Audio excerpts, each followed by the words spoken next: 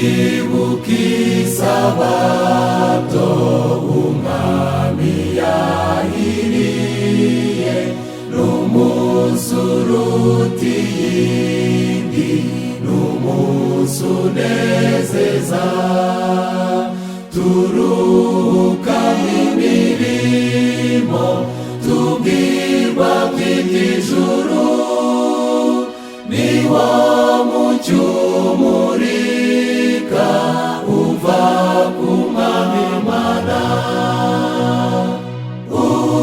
utuzanira amahoro sabato nziza zose, utuzanira amahoro sabato nziza.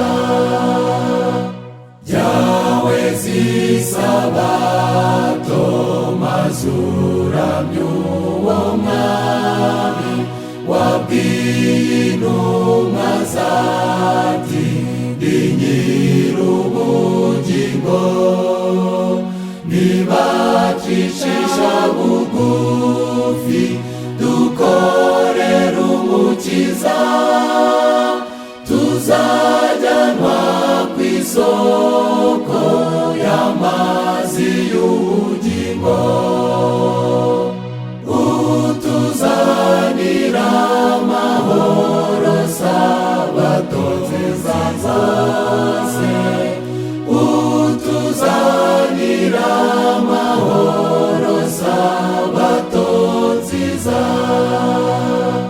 Twishime twezwemo turirimbire Yesu, inshuti yacu nziza, tumutekereze. Mukiza mwiza udukunda, isezerano ryawe muzaba muri twebwe, niryo ritunezeza, utuzanira amahoro sabato nziza zose.